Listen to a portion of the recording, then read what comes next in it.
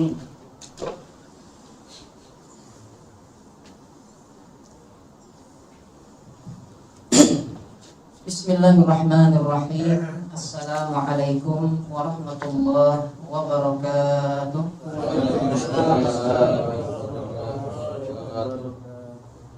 Alhamdulillahirabbil alamin. Alhamdulillahilladzi arsala rasulahu bil huda wa dinil haqq liyudhhirahu 'alad dini kullihi walau karihal kafirun. Asyhadu an la ilaha illallah wahdahu la syarika lah wa asyhadu anna Muhammadan 'abduhu wa rasuluh. Allahumma shalli wa sallim ala nabiyyina Muhammadin sallallahu alaihi wasallam wa ala alihi wa ashabihi wa man tabi'ahu bi ihsan ila yaumiddin, amma ba'd.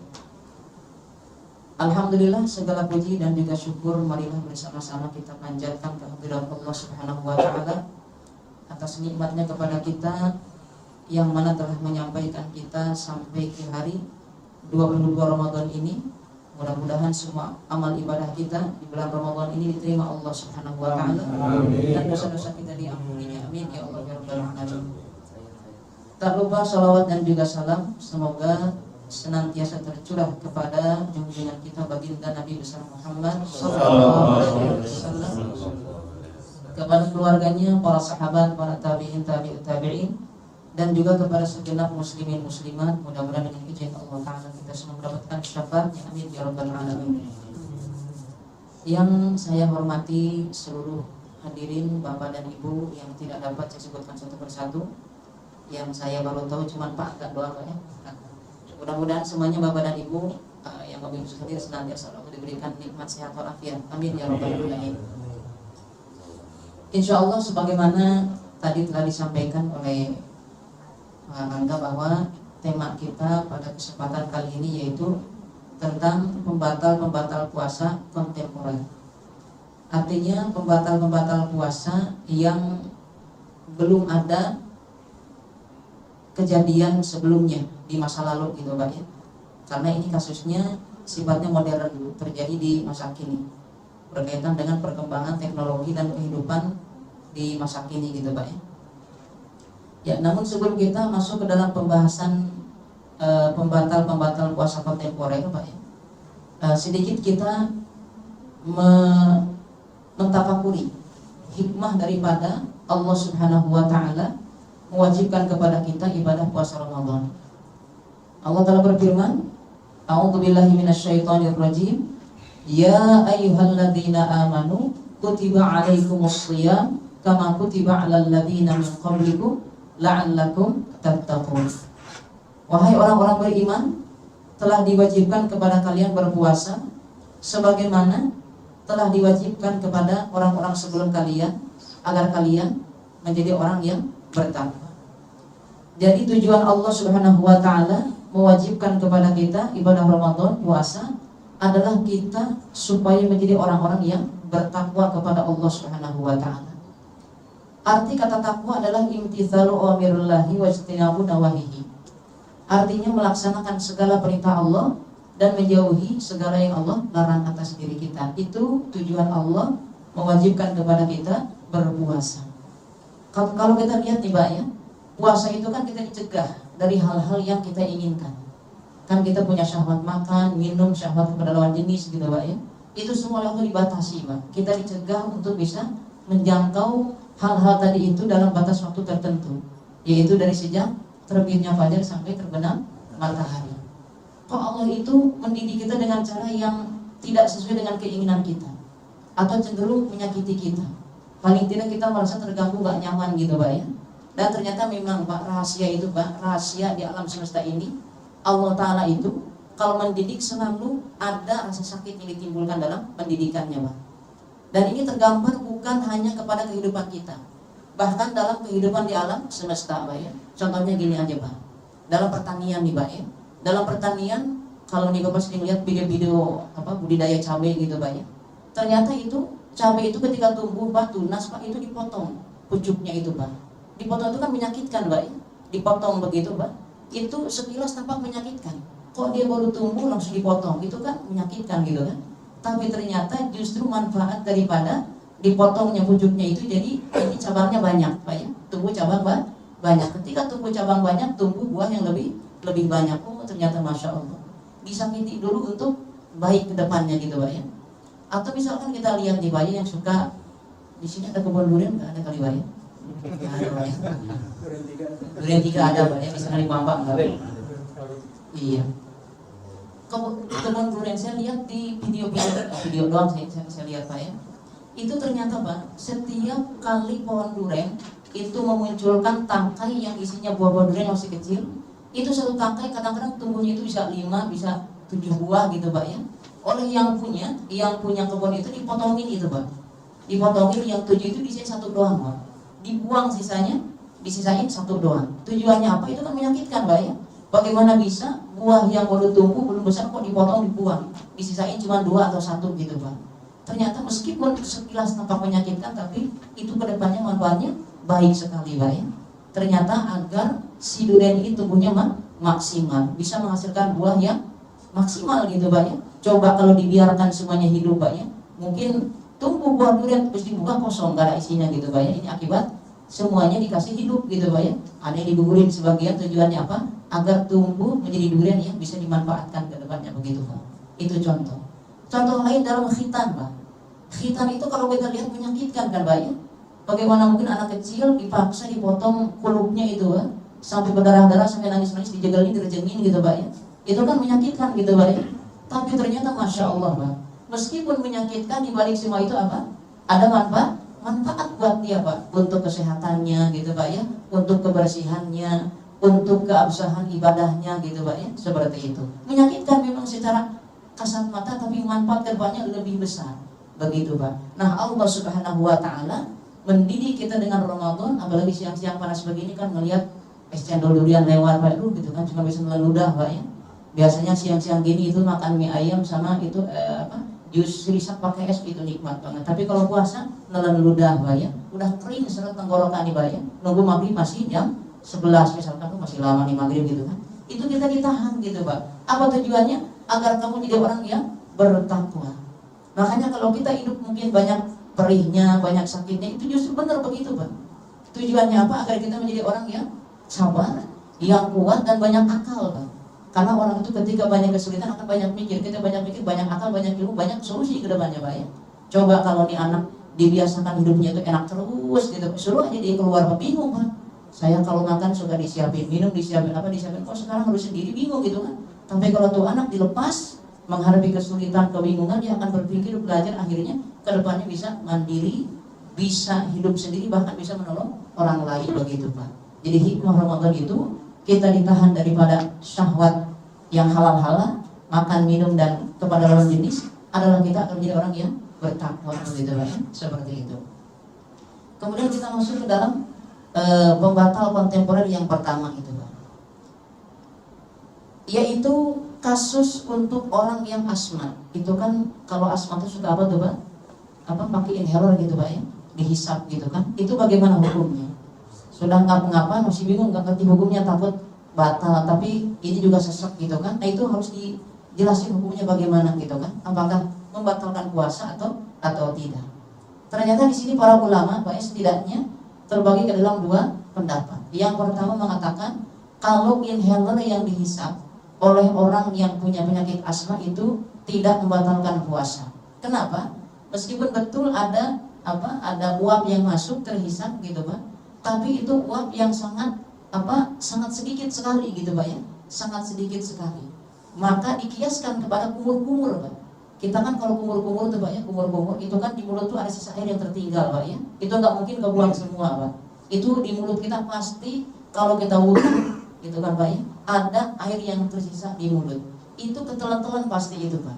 Cuman karena dia sangat sedikit, maka dimaafkan, ditolerir oleh syariat. Jadi tidak mengapa lah gitu kan. Nah, sebagaimana air yang tertinggal dari kumur-kumur saat wudhu dimaafkan, ditolerir, begitu juga air yang mungkin timbul dari inhaler yang dihisap, kalau ada di mulut itu kan dimaafkan, gitu Pak ya, seperti itu. Kemudian juga dikiaskan kepada siwak Pak ya. Dulu di zaman Nabi orang itu bersiwak menggunakan kayu arak. Itu kayu arak itu ada mengandung getah. atau mungkin zat apa gitu, ketika dipakai itu nempel di gigi, di lidah itu nempel ada, seperti itu. Tapi oleh Nabi, orang yang puasa nggak dilarang bersiwak, diperbolehkan aja gitu kan.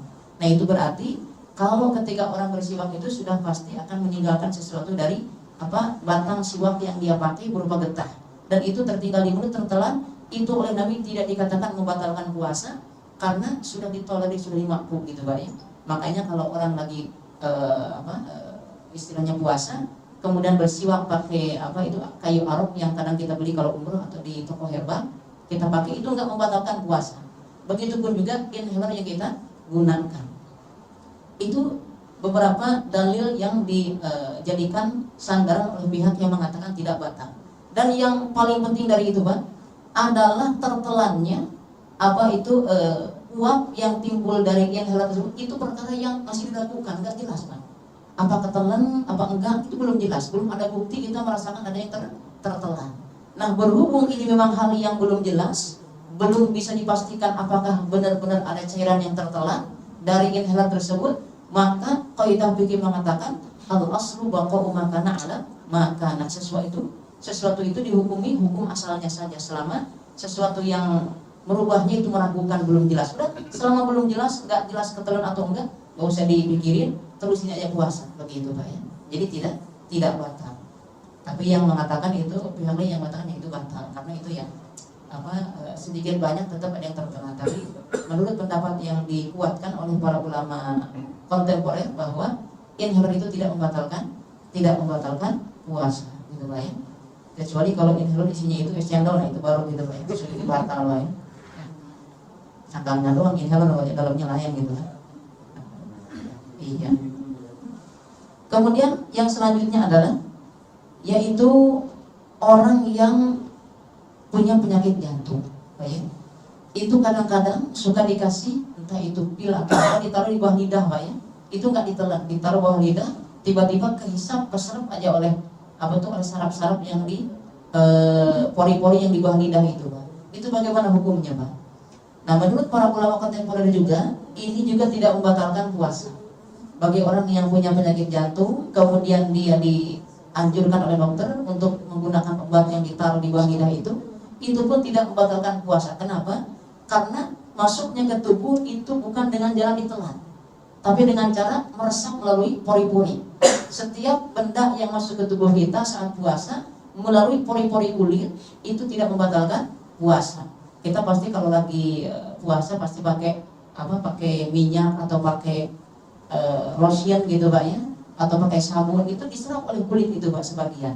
Nah, selama barang tersebut masuk ke tubuh kita dengan cara diserap oleh pori-pori, maka itu tidak membatalkan puasa. Nah, itu juga katanya obat yang diletakkan di bawah lidah oleh orang yang ada gangguan jantung, itu diserap langsung oleh pori-pori di bawah lidah, maka tidak membatalkan puasa, gitu Pak ya. Seperti itu. Kemudian selanjutnya adalah alat yang dimasukkan ke dalam kerongkongan atau lambung untuk mengecek kondisi lambung. Apa itu namanya Pak? Endoskopi. Endoskopi Pak ya? Endoskopi. Bukan eskopi Pak, endoskopi. Beda antara endoskopi dan eskopi, itu hukumnya lain Pak ya. Ini endoskopi. Dimasukkan ke kerongkongan, kemudian masuk ke lambung, itu melihat bagaimana kondisi dalam lambung. Nah, di sini para ulama pun terbagi ke dalam setidaknya 3 pendapat. Yang pertama, jumhur, mayoritas ulama mengatakan batal. Kenapa? Karena meskipun itu wujudnya bukan makanan, hanya berupa alat, benda yang bukan makanan itu ditarik lagi, maka tetap membatalkan puasa. Jadi kalau orang misalkan nelenin kerikil, nelenin kelereng, gitu sengaja Pak ya, iseng gitu kan, nih kelereng kok kayak agar-agar, ditelan aja lah gitu kan, kayak permen ditelan sama dia, itu kan bukan makanan Pak ya. Tetap kata jumhur ulama, meskipun yang ditelan bukan makanan, kalau sampai melewati jauh atau rongga lambung, maka itu batal, gitu Pak ya. Nah, seperti itu. Tapi kalau Imam Abu Hanifah, itu disyaratkan benda yang ditelan tersebut yang bukan makanan itu diam di lambung, masuk ke pencernaan. Tapi kalau ditarik lagi nggak batal. Maka menurut Imam Abu Hanifah, Imam Hanafi, bahwa kalau orang dimasukin ke perutnya benang, ditarik lagi nggak bikin batal. Kenapa? Karena nggak istaqarr, nggak menetap di perut, di lambung, tapi ditarik lagi. Kalau menetap baru itu batal. Kalau tidak ditarik lagi, maka itu tidak membatalkan kata Imam Abu Hanifah gitu Pak ya. Tapi ulama kontemporer mengatakan tidak batal, dengan catatan selama memasukkan endoskopi itu tidak diminyaki atau dikasih bahan tambahan untuk melumasi gitu Pak ya. Nah selama tidak pakai itu, alatnya doang langsung dimasukin, nggak pakai pelumas atau apa, maka itu tidak membatalkan puasa. Nah dalam hal ini lebih hati-hati kalau kita pakai pendapat jumhur saja, mayoritas ulama, bahwa endoskopi itu meskipun dia bukan makanan, dimasukin ke perut ditarik lagi, itu bisa membatalkan puasa. Gimana Ustaz kalau dokter maksa harus hari ini gitu kan? Maka ya kita berarti niatkan ya berobat batal puasa, nanti kalau sudah bulan lain diganti aja gitu Pak ya. Diganti aja. Ini sebagai untuk kehati-hatian. Selanjutnya tetes mata Pak. Tetes mata. Kalau kita misalkan lagi iritasi mata gitu Pak ya, kita netesin kayak insto atau apa ke mata kita gitu Pak ya, itu bagaimana hukumnya? Apakah batal atau tidak? Misal kadang-kadang suka kerasa kesini ke tenggorokan rasanya pahit atau gimana, kerasa gitu kan, gimana hukumnya? Kalau dalam mazhab Syafi'i Pak ya, itu yang namanya netesin air ke mata itu tidak membatalkan puasa. Kenapa? Karena yang tadi itu Pak, masuknya ke tubuh itu diserap oleh pori-pori. Jadi air yang diteteskan ke mata itu Pak, itu diserap oleh kulit atau jaringan yang di dalam mata. Setiap benda yang masuk ke tubuh kita melewati pori-pori atau jaringan yang bukan kerongkongan, bukan lubang hidung, telinga atau dubur atau kubul, maka itu tidak dikatakan membatalkan puasa. Jadi kalau Bapak pengen misalkan atau Ibu netesin apa obat ke mata saat puasa, itu insya Allah tidak bikin batal. Karena kita aja wudhu tiap hari, air kan masuk ke mata Pak ya. Coba Bapak kalau cuci muka, itu pasti ada air yang masuk ke mata. Kalau dikatakan batal, wah kita mungkin harus pakai kacamata tiap kali wudhu kali Pak ya. Atau kita pakai pengikat mata biar mata ini nggak kena air, kan nggak begitu Pak ya. Nah, berarti di sini meneteskan obat mata saat puasa tidak membuat batal puasa kita Pak ya, seperti itu. Kemudian yang selanjutnya yaitu terkait bius Pak ya. Bius itu bagaimana hukumnya? Ya bius itu kan di sini para ulama mengkategorikan ada macam-macam Pak ya. Ada bius yang disuntikan, ada bius yang dihirup gitu Pak ya. Ada bius mungkin yang diminum, kalau diminum sudah jelas batal Pak ya. Tapi kalau yang dihirup itu tidak batal selama biusnya itu lokal, bukan bius total yang bikin hilang kesadaran. Nah, tapi kalau bius yang hanya lokal saja, hanya menghilangkan, membalik sebagian tubuh kita, itu tidak bikin batal. Tapi kalau bius yang sampai menghilangkan kesadaran, sampai dari sejak malam sampai malam lagi nggak sadar-sadar kena bius, maka ini dia puasanya batal. Tapi kalau sampai misalkan malamnya dibius, kemudian jam 11 dia melek gitu Pak ya, udah gitu ingat tiba-tiba pingsan lagi atau ya hilang kesadaran lagi, itu puasanya sah asal dia sempat sadar ketika dibius. Tapi kalau misalkan dari malam sampai ketemu malam lagi nggak sadar-sadar, berarti hari itu dia dikatakan tidak puasa, batal gitu Pak ya, batal. Jadi kalau dibius sempat sadar, maka siangnya maka itu cukup menjadi syarat sahnya puasa bagi dia, baik, seperti itu. Selanjutnya cuci darah. Cuci darah Pak, ini bagi yang harus disiapin semuanya Pak ya. Bagi orang yang gagal ginjal Pak ya. Itu bagaimana hukumnya cuci darah? Di sini ulama kebagi dalam dua pendapat. Yang pertama itu yang mengatakan cuci darah itu bikin batal. Kenapa? Karena ketika darahnya dikeluarkan dimasukkan ke alat itu menambahkan sesuatu ke darahnya Pak ya. Entah itu mungkin obat atau mungkin semacam mineral atau apa, jadi masuk ke tubuh gitu Pak ya, masuk ke tubuh. Nah ketika ditambahkan seperti itu lewat darah, maka kata sebagian ulama itu bisa membatalkan puasa gitu Pak ya. Tapi kalau cuma dicuci darahnya doang, nggak pakai campuran apa-apa untuk darahnya, nggak pakai tambahan mineral atau apa, maka ini tidak batal puasa. Tapi kenyataannya dalam cuci darah katanya itu banyak yang ditambahkan ke darah kita dalam proses pencucian darah tersebut gitu Pak ya. Maka ketika memang mengharuskan ditambahkan sesuatu ke darah kita ketika dicuci, maka sudah berarti ada barang baru masuk ke dalam tubuh kita lewat cuci darah, maka dengan begitu batal sudah puasanya. Tapi ada lagi yang mengatakan bahwa cuci darah ini nggak ada nasnya, dalam artian nggak ada hadis yang menyatakan batal, nggak ada hadis yang, bahkan mungkin nggak terbayang di zaman dulu ada cuci darah seperti itu. Maka karena ini hal yang sangat baru sekali, tidak bisa kita hukumi dengan batal gitu Pak ya. Maka ini termasuk perkara yang boleh. Nah kalau misalkan Bapak dalam hal ini ada keperluan untuk saudara atau siapa yang mungkin cuci darah dan dia pengen tetap puasa, tapi kayaknya yang cuci darah kayaknya nggak kuat puasa kali Pak. Tapi kalau yang maksain mungkin bisa gitu Pak. Maka bisa ambil pendapat yang mengatakan tidak batal karena dasarnya kuat juga. Ini pembahasan begini menurut yang ini nggak ada di zaman Nabi, nggak terbersit sedikit pun mungkin di pikiran para sahabat akan ada seperti ini. Maka ketika ini jauh dari jangkauan alam pikiran mereka, maka hukumnya ini berarti dikembalikan hukum asal itu boleh, tidak masalah gitu Pak ya. Nah seperti itu. Kemudian ini pertanyaan nih Pak, kalau kita misalkan habis sahur terus kita gosok gigi menggunakan pasta gigi baik, setelah itu ternyata ada yang tertinggal, ada rasa dingin di mulut, rasa manis-manis gitu Pak ya. Kita sudah kumur-kumur, sudah buntang-banting, kita kumur-kumur Pak ya, udah pakai selang, udah pakai shower ke mulut gitu Pak ya, tapi ini kok gak hilang-hilang gitu kan, masih aja ada rasa pedas manis gitu kan, sampai jam 9 masih kerasa ketalan-talan, gimana puasa saya ya Allah gitu kan, batal gak sih gitu kan. Nah di sini kira-kira batal nggak Pak? Nah ini menarik Pak ya, karena ini berkaitan dengan kita, bahkan mungkin kita juga pernah mengalaminya gitu Pak. Dan di sini Syekh Mustafa Abu Hamzah dalam kitab Mu'nisul Jalis Pak ya, mengatakan bahwa yang membatalkan itu kalau yang masuk itu ain, berupa benda yang berwujud, ada fisiknya gitu Pak. Jadi kalau odol ketelan ada wujudnya, ada pasta giginya, ada warnanya, ada wujudnya lah meskipun sedikit gitu Pak. Itu kalau ketelan ada wujudnya batal. Tapi kalau cuma sekedar rasa doang, nggak ada wujud fisiknya, cuma rasa doang, itu tidak batal.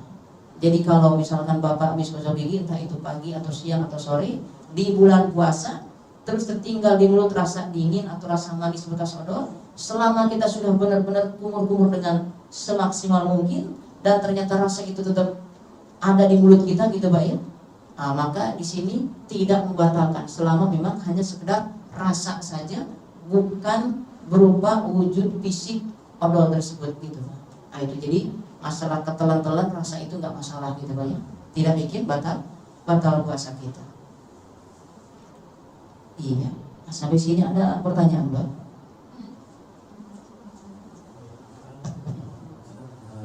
Mungkin ada dua pertanyaan. Mungkin di luar konteks ini nggak apa-apa. Oh silakan, nggak apa-apa. Yang di luar konteks juga kalau saya bisa jawab sama dijawab.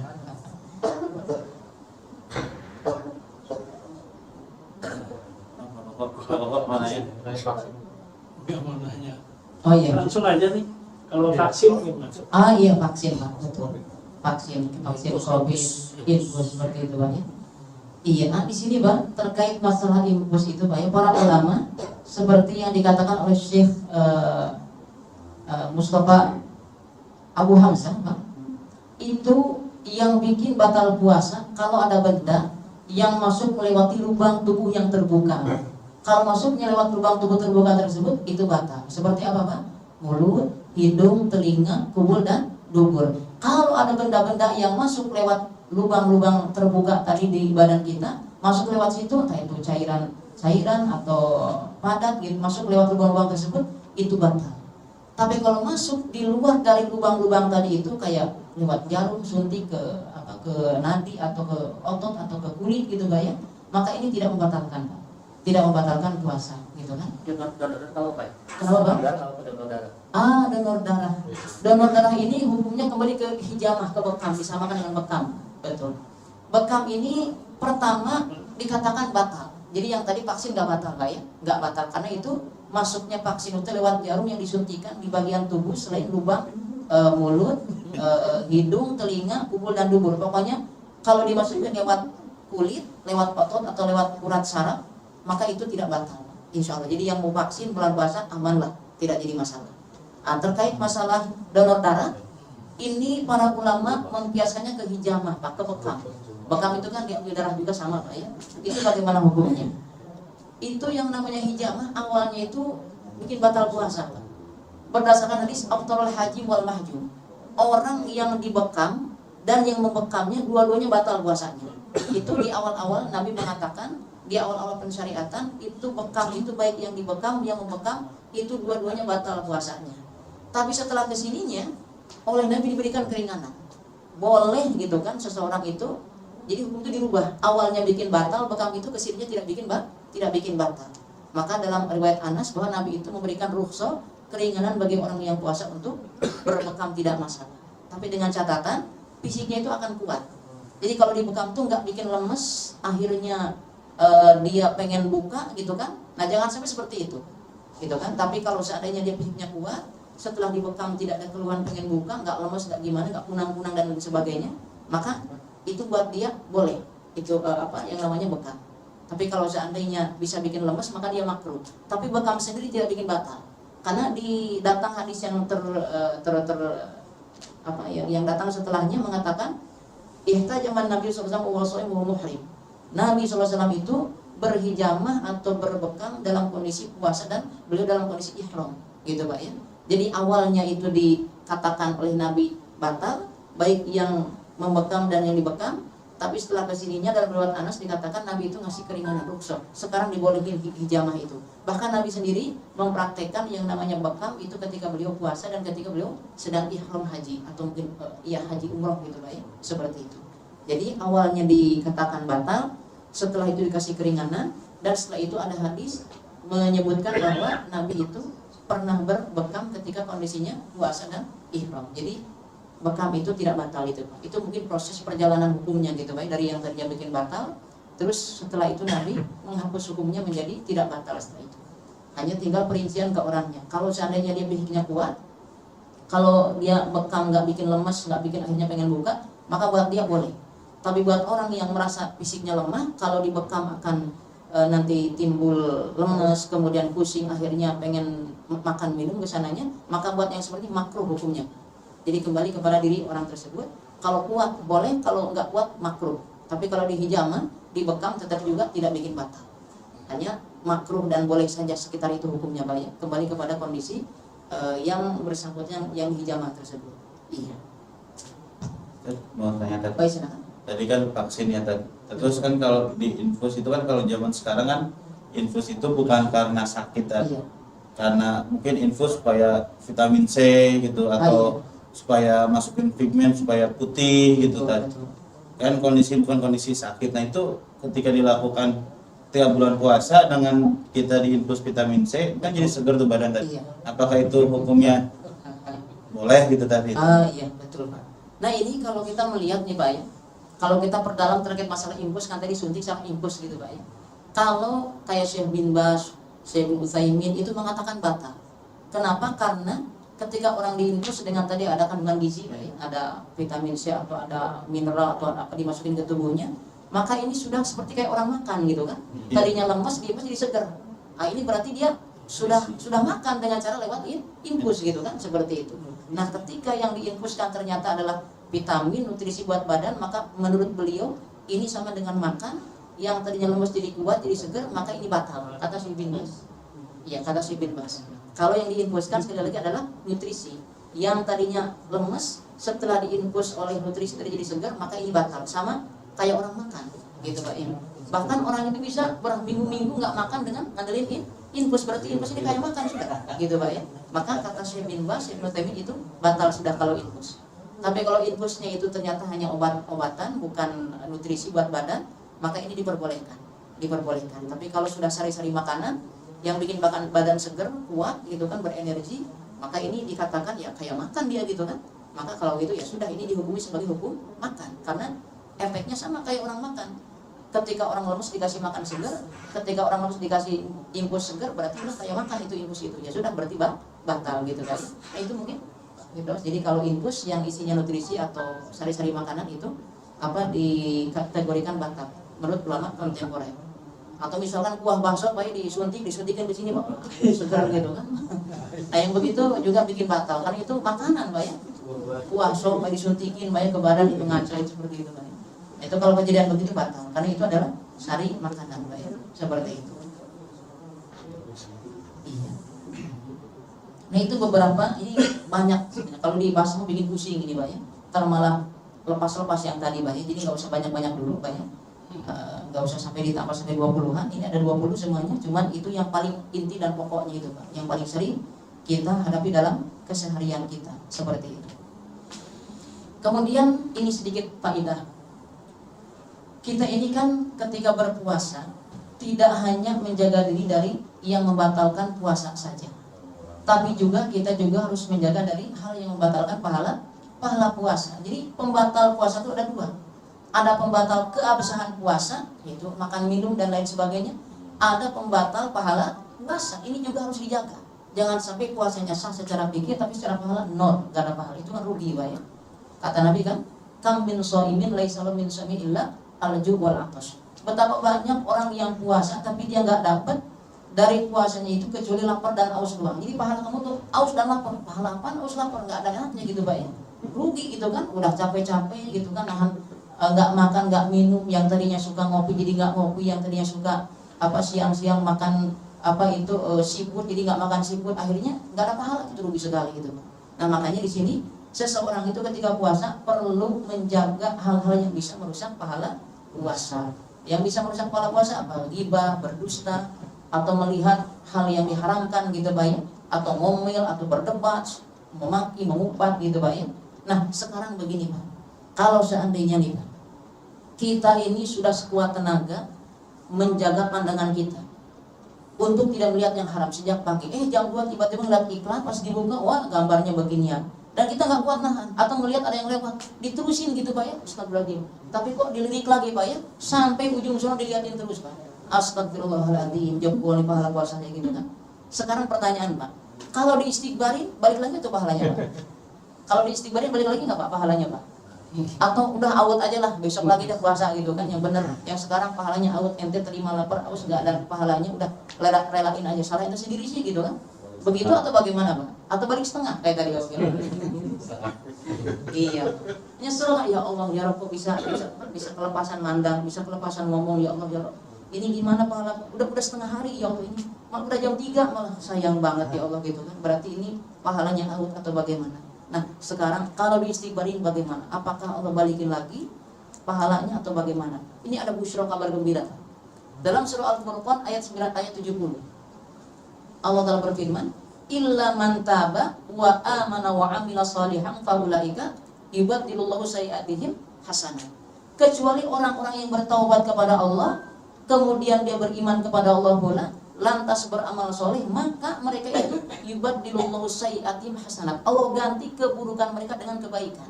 Jadi orang yang taubat, yang iman, yang beramal soleh setelah berbuat salah, jangankan pahala yang diambil dibalikin lagi, bahkan keburukan dia pun Allah ganti dengan kebaikan. Gitu Pak ya. Itu kata Allah dalam Al-Furqan ayat 70. Seperti itu Pak. Jadi jangan putus asa ketika kita puasa terlanjur bikin dosa, jangan putus asa, ya udah berarti hari ini enggak ada pahalanya gitu kan. Enggak, buru-buru istighfar. Pertama kita istighfar, taubat kepada Allah, kemudian susul dengan amal soleh. Karena kata Allah, illa man taba, taubat, wa amana, beriman, wa amila sholihan, beramal soleh, maka yang seperti ini Allah ganti keburukannya dengan kebaikan. Jadi ketika terlanjur memandang yang haram, ketika terlanjur mengucap yang haram, maka di situ buru-buru taubat kepada Allah, kemudian susul dengan amal soleh, dengan istighfar, dengan zikir, dengan sedekah, dengan baca Quran suratul Fatihah misalkan Pak ya, maka insya Allah jangankan pahala yang diambil dibalikin lagi, bahkan keburukan kita pun Allah ganti dengan kebaikan. Begitu. Iya, seperti itu Pak. Jadi jangan putus asa, jangan ya, udah gitu kan. Udah kepalang tanggung nih, biarin lah gitu. Udah. Jangan putus asa, buru-buru istighfar, kejar gitu Pak ya. Jangan sampai pahala kita benar-benar hilang. Kita tarik lagi dengan istighfar, dengan taubat kepada Allah dan amal soleh, seperti itu. Iya. Nah itu Pak ya. Nah apalagi sekarang kita di di 10 hari terakhir nih Pak ya. 10 hari terakhir. Di sini kata Ibnu Abbas yang merupakan sepupunya Rasulullah SAW Pak, ada orang-orang yang tidak akan mendapatkan Lailatul Qadar. Siapa saja? Yang pertama orang yang Yang musyahid, orang yang bermusuhan. Jadi orang yang ketika terjadi Lailatul Qadar dalam kondisi masih bermusuhan, gitu Pak ya, masih bermusuhan dengan saudaranya, dengan orang tuanya, dengan anak atau dengan sesama muslim gitu Pak ya. Maka yang seperti ini nggak dapat salamnya malaikat. Kan malaikat itu Pak ya, salamun hiya hatta matla'il fajr. Kedamaian, keselamatan, kesejahteraan sampai terbitnya fajar. Kata ahli tafsir, para malaikat itu mengucapkan salam. Para malaikat turun dan mengucapkan salam kepada setiap orang beriman, laki dan perempuan. Nah, setiap orang yang dapat salamnya malaikat itu diampuni dosa yang telah lalu, gitu Pak. Nah, orang yang sedang bermusuhan itu nggak dapat salamnya malaikat, Pak ya. Paling disalaminnya malaikat Jabaniyah kali Pak, malaikat Malik kali Pak ya. Malaikat rahmat nggak nyalamin dia Pak. Gitu kan seperti itu. Nah, orang yang nggak dapat salam ini jelas nggak dapat kesempatan diampuni dosa yang telah lalu gitu Pak ya. Nah, ini sangat sayang sekali. Jadi ketika kita di 10 malam terakhir ini, kalau kita masih ada permusuhan, ketidakakuran dengan saudara, dengan teman, itu diselesaikan. Tujuannya apa? Agar kita bisa mendapatkan keutamaan Lailatul Qadar. Kemudian wa musirron ala maksiyah, orang yang ketika terjadi Lailatul Qadar malah sibuk bermaksiat, yang begini juga nggak dapat salam dari para malaikat yang turun di malam Lailatul Qadar tersebut. Baik. Jadi di 10 malam terakhir ini kita kondisikan diri kita dalam kondisi beribadah kepada Allah, dalam kondisi tahajud, dalam kondisi baca Quran, baca zikir, gitu kan, atau baca doa Allahumma innaka afuwun tuhibbul afwa fa'fu anni. Perbanyak doa seperti itu. Itu menurut riwayat Siti Aisyah seperti itu, Pak ya. Nah, kalau kita dalam kondisi begitu dapat salamnya malaikat. Kalau enggak, kondisi maksiat, sedang nontonnya enggak benar, sedang ngomongnya enggak atau ngelakuinnya enggak benar, maka yang begini itu enggak dapat salamnya malaikat seperti itu, Pak ya. Kemudian kahinan, dukun, Pak ya, orang yang dukun, orang yang syirik, orang yang musyrik, maka yang seperti ini pun enggak dapat salamnya malaikat, gitu Pak ya. Kemudian juga mudmin khamrin, orang yang kecanduan minuman keras. Minuman keras di sini bukan es batu, Pak ya. Tapi minuman keras di sini adalah es Pak ya. Keceplosan saya juga, Pak ya. Yang minuman yang bikin hilang akal, Pak ya. Itu minuman keras seperti itu. Nah, itu kalau orang lagi Lailatul Qadar, kemudian dia dalam kondisi sedang AO gitu Pak, mabuk gitu Pak, udah dia nggak dapat Pak, lolos nih, nggak termasuk yang dapat salamnya malah malaikat. Paling malaikat Malik yang nyalamin dia Pak ya, malaikat penjaga neraka, naudzubillah Pak ya, seperti itu. Iya.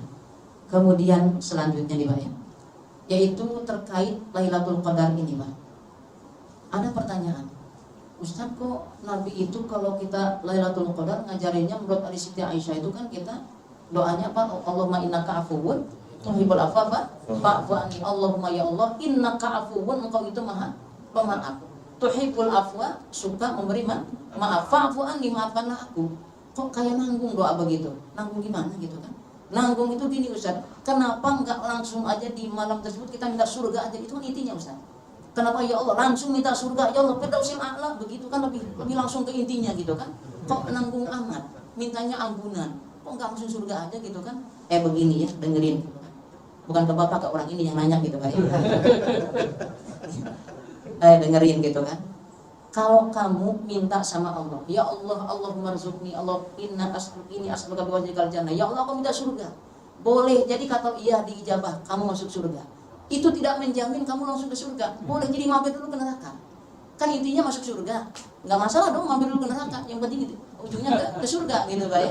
Yang mampir kalau ke neraka naik Pak ya. Gitu kan. Itu begitu. Jadi kalau kamu minta surga, boleh jadi surga itu diakhirkan. Kamu ke neraka dulu 2000 tahun di sana gitu kan. Udah gitu baru masuk surga. Yang penting masuk surga, kan minta surga udah dikasih di surga. Tapi orang yang minta ampunan kepada Allah, kemudian Allah ampunin, nggak ada cerita ke neraka dulu, langsung ke surga, karena yang mau dicuci sudah habis. Apa yang mau dicuci? Dosa. Dengan ampunan Allah udah beres dosanya, langsung ke surga, nggak usah ada cerita ke neraka. Begitu, bener juga ya Allah gitu kan.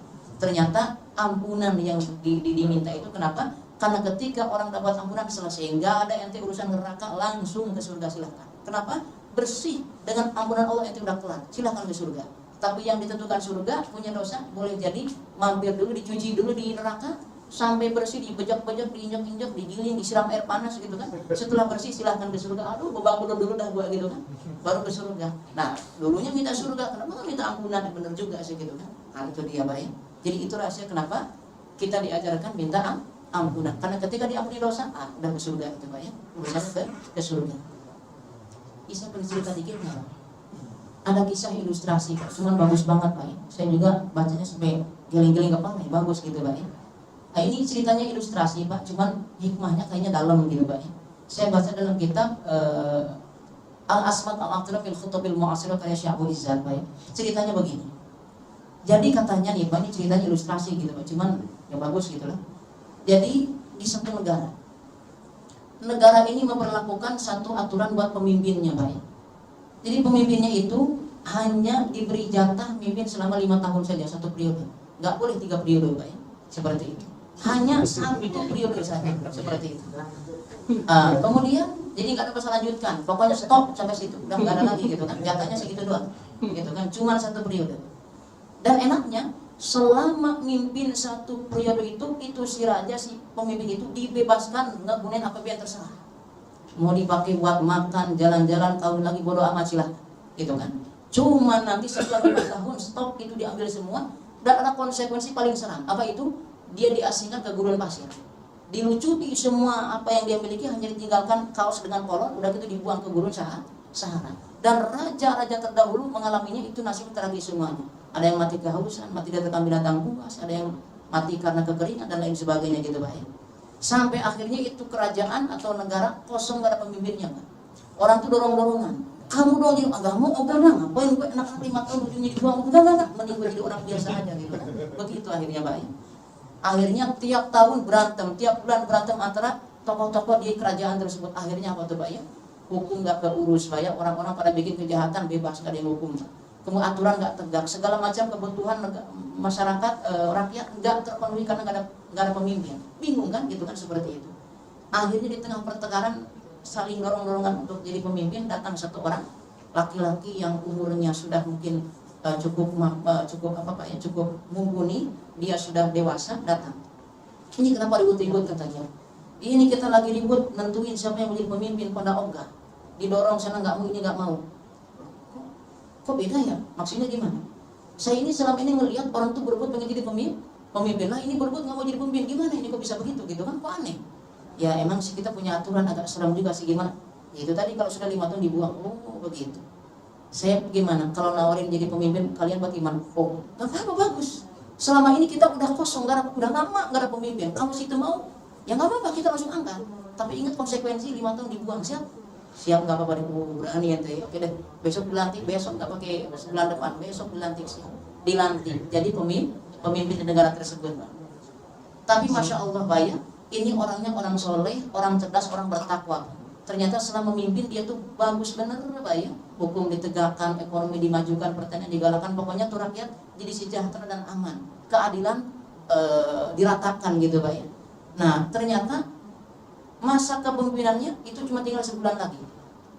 Datang tim khusus katanya, Tuan katanya tinggal sebulan lagi, siap dengan konsekuensi yang sudah kita sepakati dulu. Oke nggak apa, bismillah, mau hari ini pun jadi katanya. Nantang ini orang gitu kan, kata pilihnya itu. Biasanya yang dulu-dulu tuh kalau dibilangin langsung kena setrum gitu kan, ini kok malah nantangin, wah ini belum tahu gitu kan, kalau tahu pasti mewek nih orang gitu kan. Tunggu besok deh gitu kan. Setelah sebulan siap, tinggal seminggu lagi katanya. Oh iya siap, sekarang pun jadi, seminggu aja dulu, sabarlah gitu kan. Akhirnya malamnya datang, siap besok Pak ya, semua tolong ini fasilitas apa, cincin gelang apa, lepasin semuanya. HP juga taruh, si casannya jangan dibawa gitu. Udah ente datang ke sana tuh cuman pakai celana apa yang di badan aja gitu kan. Oke siap, malam ini pun jadi enggak, besok aja besok gitu kan. Nah gitu Pak ya. Akhirnya sampailah besok, siap. Nah gitu dong, lepas semuanya ya. Pakai senang jepit aja gitu. Iya. Akhirnya dibawa ke kendaraan khusus Pak ya, tim khusus ini Pak ya. Dibawa terus lama gitu Pak ya. Sampailah ke tempat yang biasa mereka, di situ mereka membuang mantan pemimpin di negara mereka. Cuman pas kita nyampe mereka pada kaget Pak. Ya ilah, udah nggak ada gurun. Lah kemana gurunnya gitu kan? Ini yang lain pada bengong, yang ini malah cengengesan. Kenapa? Kaget ya. Ini kemana gurunnya kok hilang? Ya di sini di mana lagi? Ini kan gurun yang biasa ente. Iya nggak salah di sini, tapi kok nggak ada gurunnya? Kemana? Kamu ente gurunnya dihilangin. Gini ya, dengerin nama ente.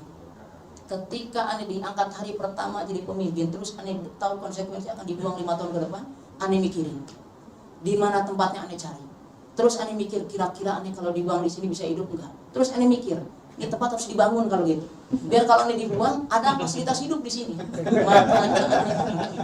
Itu anggaran buat jajan, buat kawin lagi, buat yang ane nggak pakai. Ane pakai buat bangunin tempat. Ane cari ahli bangunan, cari ahli pertanian, cari ahli air, cari semua. Pokoknya semua hal yang bakal ane butuhin ane bangun di sini. Makanya tuh lihat gedung, istana, fasilitas, rumah sakit, terus ini tuh lihat tuh kebun-kebun, taman-taman, air sungai, sumur, irigasi, semuanya sudah lengkap. Ya sudah, ane tinggalnya di sini ya, ane mau aja keluarga pindah sini. Katanya ya. Antum ini zaki, cerdas katanya. Raja-raja dulu itu nggak ada yang mikir kayak ente. Kenapa Imam? Dulu tuh mereka mikirnya kawin, nggak ingat kalau mereka dibuang gitu kan. Nah ternyata ketika dibuang mereka yang mengenaskan, mati gitu kan. Nah kalau ente masya Allah, ini kata Nabi kan al-qayyisu mandana nafsu liqabdal maut. Orang yang cerdas kata Nabi, orang yang hidupnya untuk digunakan bekal setelah mati. Jadi ketika hidup mikir ya Allah nanti saya kalau mati meninggalkan semua ini hidup saya akan gimana. Nah sekarang tanya diri kita Pak, kira-kira kita sudah punya kapling di surga Pak? Sudah punya tanah pendopo atau apalah di sana, sudah punya kontrakan di surga Pak? Itu kita yang ini Pak, yang punya, kita yang bangun. Nah sekarang waktu bangunnya jangan nanti pas dibuang Pak ya, jangan nanti pas mati. Kalau pas mati kan banyak yang teriak Rabbirji'un la'ali a'malu sholihan fi ma tarak gitu kan. Ya Allah, akhirkan sebentar aja. Saya pengen puasa dulu, pengen sedekah, pengen istighfar, pengen sholat. Kan begitu kalau sudah telat, nggak akan dikasih gitu Pak ya, nggak akan dikasih.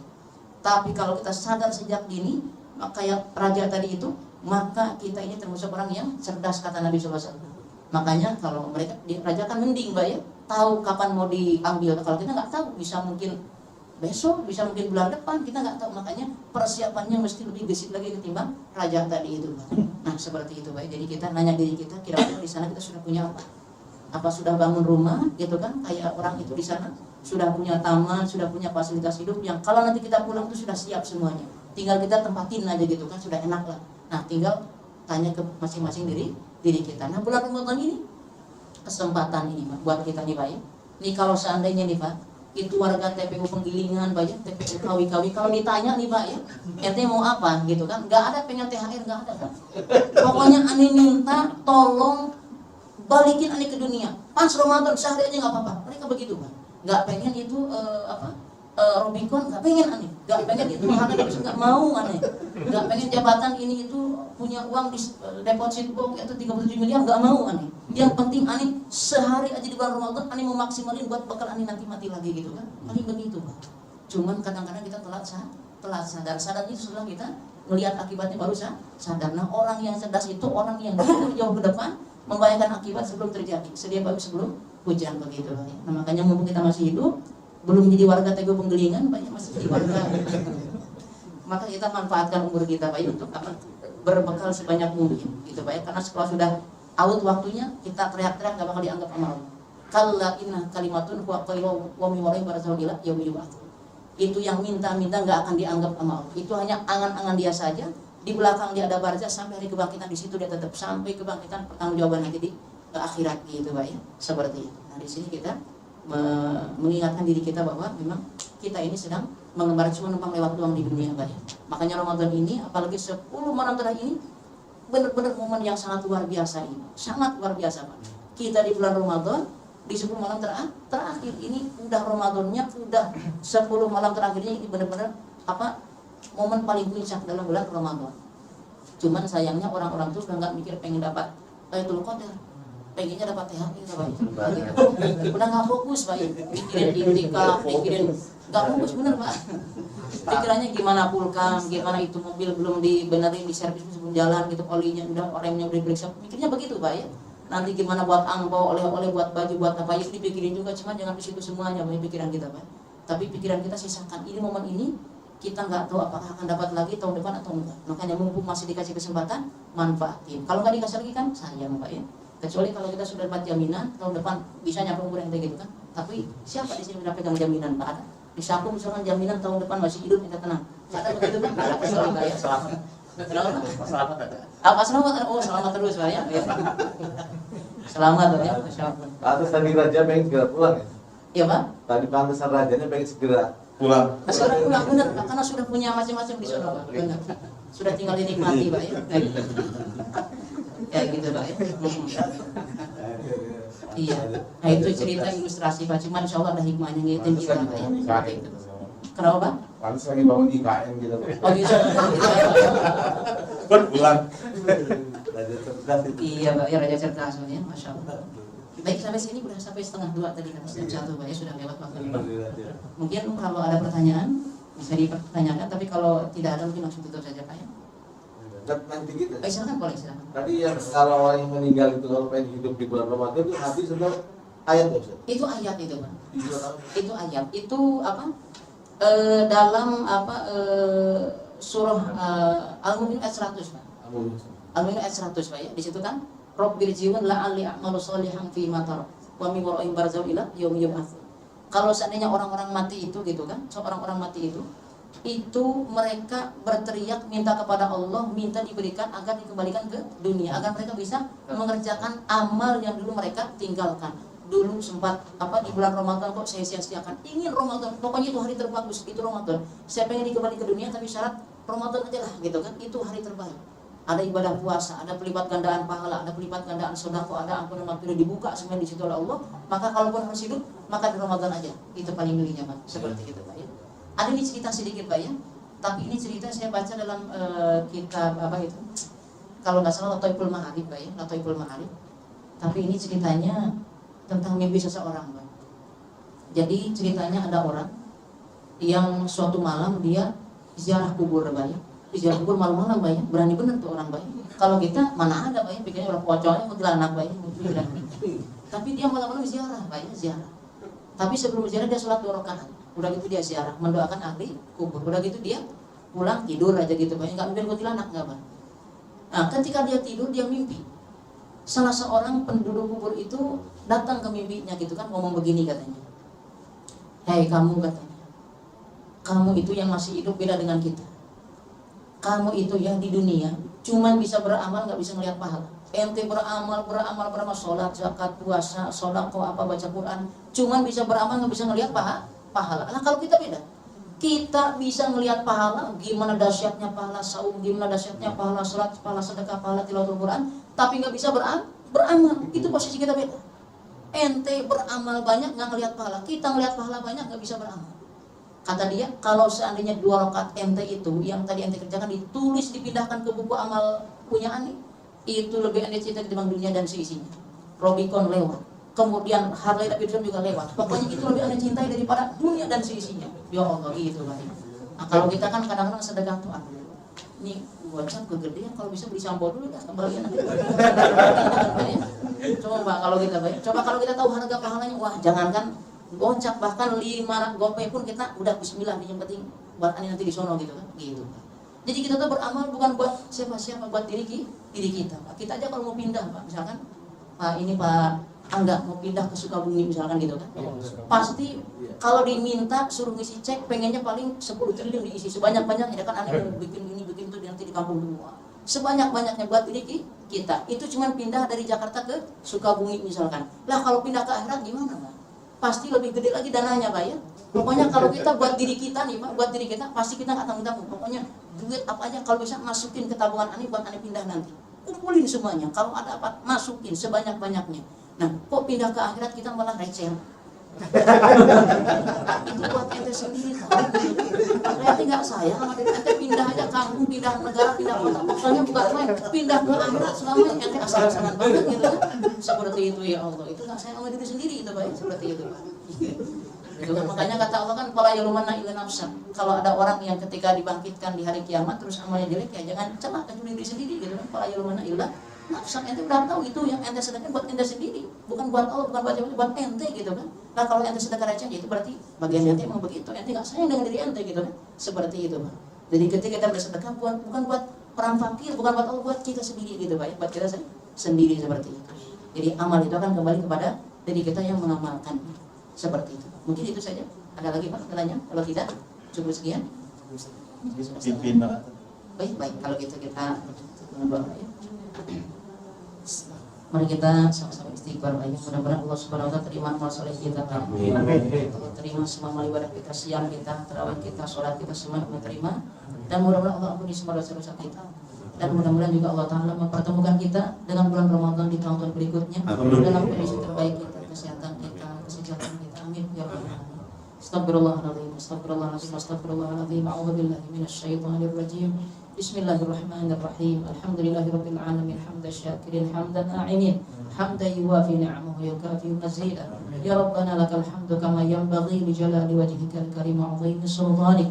Allahumma shalli wa sallim ala sayyidina Muhammadin wa ala sayyidina Muhammad Allahumma inna nas'aluka ridhaka wal jannah wa na'udzubika min sakhatika wan nar. Rabbi ighfir lana wa liwalidina warhamhum kama rabbawna shighara. Rabbi ij'alni muqimas salati wa min dhurriyyati rabbana wa taqabbal du'a. Allahumma kfina bihalalika an haramika wa bina bifadlika amman siwa. Allahumma khtim lana bi husnil khatimah. Ya Allah, ya Karim, ya Rahman Rahim, ya Mujibas sa'ilin. Terima amal kami ya Allah. Terimalah puasa kami, salat kami, tarawih kami, sedekah kami ya Allah. Ampunilah dosa-dosa kami ya Allah. Jadikanlah kami orang-orang yang senantiasa mendapatkan ampunan maghfirah-Mu ya Allah. Berikanlah kepada kami keistiqomahan ya Allah. Berikanlah kepada kami sehat walafiat ya Allah. Sehatkan anak istri kami ya Allah. Sehatkan orang tua kami ya Allah. Mudahkan segala urusan kami ya Allah. Jauhkan daripada bala dan musibah ya Allah. Tetapkan iman dan Islam kami kepadamu ya Allah. Wafatkan kami dalam husnul khatimah ya Allah. Dan jadikanlah kami orang-orang yang masuk surga tanpa hisab, tanpa adab ya Allah. Rabbana taqabbal minna innaka antas samiul alim wa tub 'alaina innaka antat tawwabur rahim. Rabbana atina fid dunya hasanah wa fil akhirati hasanah wa qina adzabannar. Wa sallallahu ala sayyidina Muhammadin wa sayyidina Muhammad. Subhana rabbika rabbil izzati 'amma yasifun wa salamun 'alal mursalin walhamdulillahi rabbil alamin. Demikian yang dapat disampaikan, kurang lebihnya mohon maaf. Subhanakallahumma wa bihamdika asyhadu an la ilaha illa anta astaghfiruka wa atubu ilaik. Wassalamualaikum warahmatullahi wabarakatuh.